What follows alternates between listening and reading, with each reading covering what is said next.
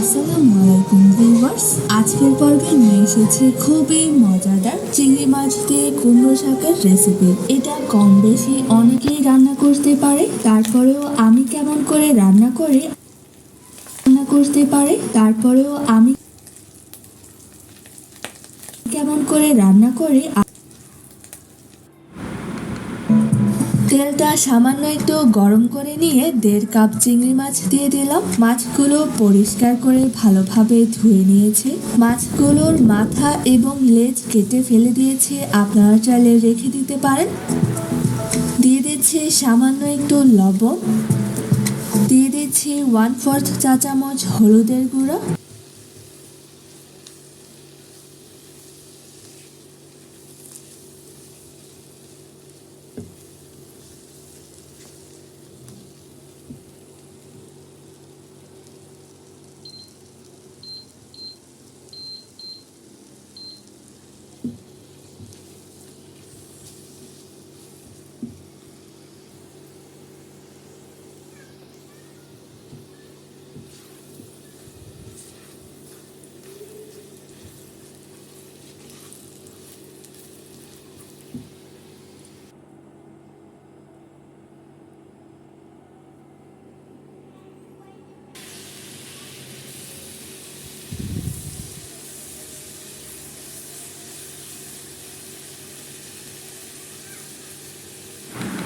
দিয়ে দিলাম 1 কাপ পেঁয়াজ কুচি। চুলার আঁচ মিডিয়াম হাই হিটে রেখে পেঁয়াজ কুচিগুলো ততক্ষণ ভেজে নিব যতক্ষণ না পর্যন্ত পেঁয়াজ কুচিগুলোর কালারটা স্বচ্ছ হয়ে আসে। পেঁয়াজ কুচিগুলো ভাজা হয়ে গেছে, দিয়ে দিচ্ছি 1 টেবিল চামচ রসুন বাটা, 2 টেবিল চামচ পেঁয়াজ বাটা, দিয়ে দিচ্ছি স্বাদ মতো লবণ। নেড়ে চেড়ে সবকিছু মিশিয়ে নিচ্ছি। চুলোর আঁচ মিডিয়ামে রেখে মশলাগুলো 2-3 মিনিট ভেজে নিব। মশলাগুলো ভাজা হয়ে গেছে, এই পর্যায়ে দিয়ে দিচ্ছি 1/3 কাপ পানি।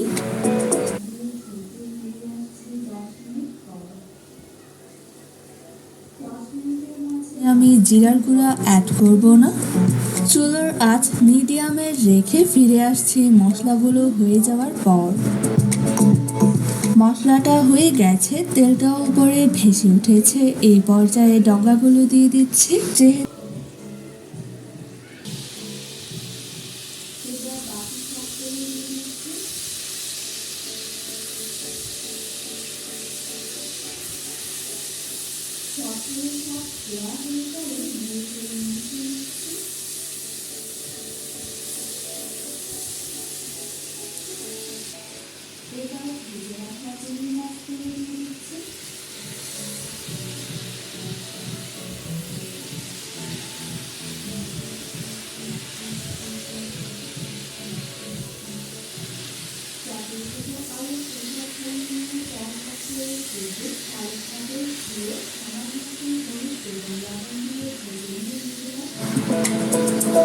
দশ মিনিটের মাঝে 5 মিনিট পর একটু নেড়ে দিচ্ছি যেন প্যানে না লেগে যায়। 10 মিনিট পর ডগাগুলো আবারও নেড়ে দিচ্ছি। ডগাগুলো একটু নেড়ে দিয়ে শাকগুলো দিয়ে দিচ্ছি। সবগুলো শাক একসাথে দিয়ে দেওয়া যাবে না, প্রথমে অর্ধেক শাক দিয়ে মিশিয়ে নিয়ে পরে বাকি অর্ধেক দিতে হবে। প্রথমে শাকের পরিমাণটা বেশি মনে হলেও রান্না হয়ে গেলে কিন্তু এগুলো অনেক কমে যাবে। এবার বাকি শাকগুলো দিয়ে দিচ্ছি।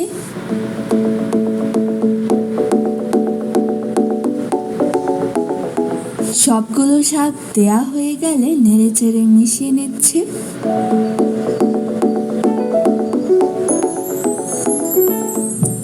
চুলার আঁচ মিডিয়ামে রেখে ঢাকনা দিয়ে ঢেকে ফিরে আসছি 10 মিনিট পর। 10 মিনিটের মাঝে শাকগুলো একবার নেড়ে দিয়েছিলাম, এখন শাকগুলো আবারও নেড়ে দিচ্ছি যেন প্যানে না লেগে যায়। এবার ভেজে রাখা চিংড়ি মাছগুলো দিয়ে দিচ্ছি।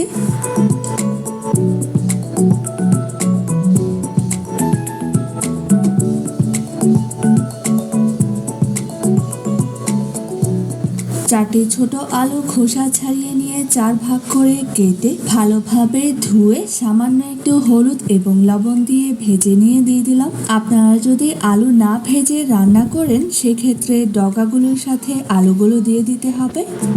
নেড়েচেড়ে আলুগুলো শাকগুলোর সাথে মিশিয়ে নিচ্ছি। নেড়েচেড়ে সবকিছু মিশিয়ে নিয়ে চুলোর আঁচ মিডিয়ামে রেখে ঢাকনা দিয়ে ঢেকে ফিরে আসছে সবকিছু ভালোভাবে সেদ্ধ হয়ে যাওয়ার পর। ফিরে এলাম 15 মিনিট পর। এই 15 মিনিটের মাঝে কয়েকবার নেড়ে দিয়েছি যেন প্যানে না লেগে যায়। এবার চেক করে নিচ্ছে ডগাগুলো সেদ্ধ হয়েছে কিনা। ডগাগুলো সেদ্ধ হয়ে গেছে। এই পর্যায়ে 5-6টি আস্ত কাঁচামরিচ দিয়ে দিলাম। দিয়ে দিচ্ছি আধা কাপ ধনেপাতা কুচি। নেড়েচেড়ে সবকিছু ভালোভাবে মিশিয়ে নিচ্ছি। যেহেতু এইগুলো শাক তাই আমি এখানে আস্ত কাঁচামরিচ অ্যাড করেছি। এতে করে ঝাল হবে না, কিন্তু খুব সুন্দর একটা ফ্লেভার আসবে। সবকিছু মেশানো হয়ে গেছে। এই পর্যায়ে চুলোর আঁচ বন্ধ করে দিব। তরকারিটা একটি সার্ভিং ডিশে তুলে নিয়েছি। এটা অবশ্যই তাহলে লাইক এবং শেয়ার তৈরি করবেন। আমাদের রেসিপি ফলো করে তৈরি করার অভিজ্ঞতা আমাদের ফেসবুক গ্রুপে শেয়ার করতে ভুলবেন না। আমাদের রেসিপিটি যদি আপনাদের ভালো লেগে থাকে তাহলে লাইক এবং শেয়ার করতে ভুলবেন না। আমাদের অন্যান্য রেসিপিস দেখার জন্য আমাদের চ্যানেলটি সাবস্ক্রাইব করে সাথেই থাকুন। ভিডিওটি দেখার জন্য অসংখ্য ধন্যবাদ। পরবর্তী পর্ব দেখার আমন্ত্রণ জানিয়ে আজ এখানেই বিদায় নিচ্ছি।